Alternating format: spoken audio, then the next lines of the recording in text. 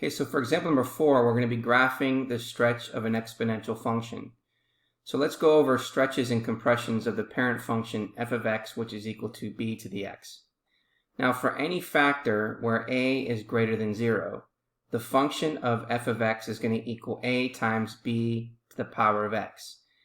It is stretched vertically by a factor of a if the absolute value of a is greater than 1. It is compressed vertically by a factor of a if the absolute value of a is less than 1.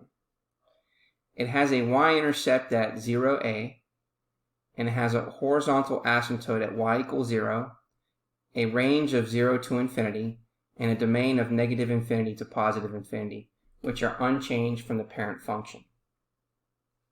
So if we want to graph example number 4, we're going to sketch the graph of f of x, which is equal to 4 times 1/2 to the x power, state the domain, range, and the asymptote. Now, before graphing, we want to identify the behavior and the key points on the graph. Well, the base of this function b is equal to 1/2, and that's going to be in between 0 and 1. And that means the left tail of the graph will increase without bound as x decreases, and the right tail will approach the x-axis as x increases. Now, we also know that there's a value of a here, and that a is equal to 4, and the graph of f of x is equal to 1/2 to the x will be stretched by a factor of 4, because that value is going to be greater than 1. Then we're going to create a table of points as shown. So just like we've done before, I'm going to go ahead and open up a calculator and show how you do 1 point here.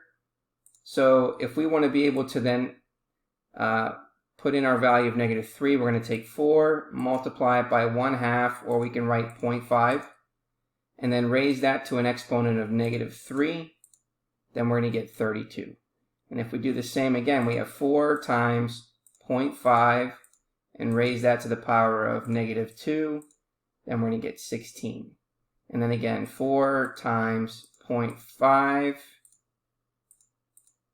and raise that to -1, then we're going to get 8. So you can see what's happening as we're entering this information on a calculator, and this is how we're creating our tables. So what we want to do is we want to make sure that we plot the y-intercept, 0, 4, along with the other 2 points. So we can use -1 and 8, so we have 1 on the negative side, and on the positive side we can use 1 and 2. And then we also need to make sure that we draw the horizontal asymptote.